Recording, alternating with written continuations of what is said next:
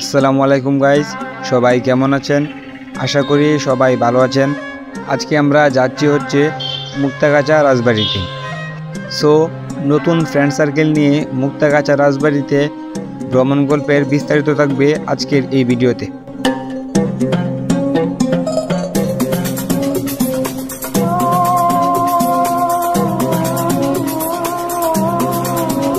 তো ভিডিওটি অবশ্যই কন্টিনিউ করবেন।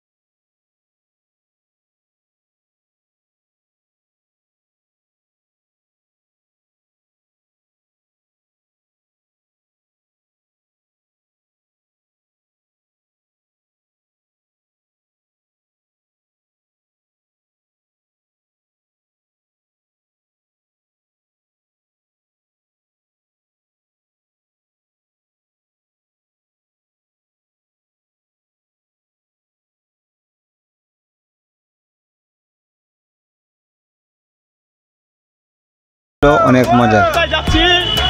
What's up, man? Habibi, come to Rajbari.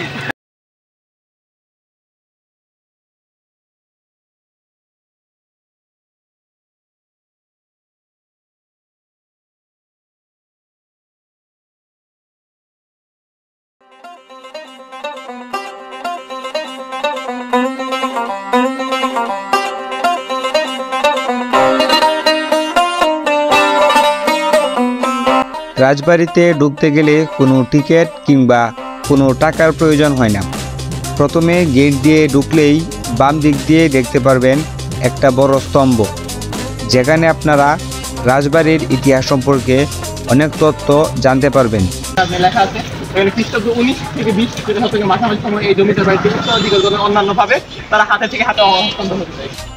যাই হোক, রাজবাড়ির মূল ফটক বা সিংহদরজা দিয়ে প্রবেশ করলেই চোখে পড়বে বেশ কিছু খালি জায়গা, যেই জায়গাগুলোতে একসময় সিমেন্ট, চীনামাটি ও মূল্যবান পাথরের তৈরি সিংহ ছিল। মুক্তাগাছা রাজবাড়ি ময়মনসিংহ জেলার মুক্তাগাছা উপজেলার একটি ঐতিহ্যবাহী প্রাচীন স্থাপনা। ময়মনসিংহ থেকে 17 কিলোমিটার দূরে এই মুক্তাগাছা রাজবাড়ির অবস্থান।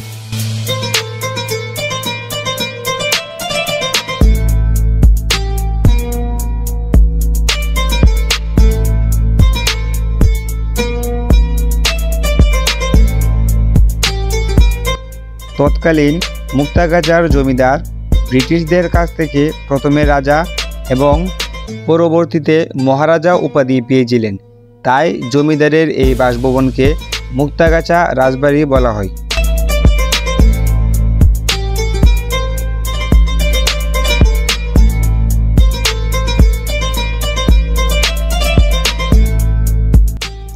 ইতিহাস থেকে জানা যায়, মুর্শিদ কুলিকার কাছ থেকে শ্রীকৃষ্ণ আচার্য তার কৃতিত্বের পুরস্কার স্বরূপ বিনোদবাড়ির জমিদারি পান। মুক্তাগাছার পূর্ব নাম ছিল বিনোদবাড়ি। এই জমিদারের পূর্বপুরুষরা ছিলেন বগুড়ার অধিবাসী। এরপর শ্রীকৃষ্ণ আচার্য প্রথম বগুড়া থেকে নৌকাযোগে ব্রহ্মপুত্র পাড়ি দিয়ে ময়মনসিংহে আসেন। প্রায় 300 বছরের প্রাচীন এই জমিদার বাড়িটি এখন ভগ্নপ্রায়, হারিয়েছে আগের সেই ঐশ্বর্য। তবুও সগর্বে জানান দিয়ে যায় আমাদের ঐতিহ্যকে।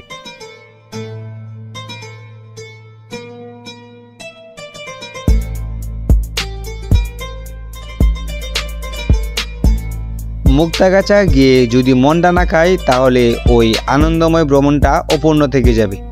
তাই রাজবাড়ি ঘোরা শেষ করে চলে আসি 150 বছরের ঐতিহ্যবাহী গোপাল পালের মন্ডার দোকানে। এই মন্ডার দোকানটি রাজবাড়ির সামনেই অবস্থিত। আমরা সবাই সেখানে মিলে মন্ডা খাই। প্রতি পিস মন্ডার দাম পড়ে 30 টাকা করে।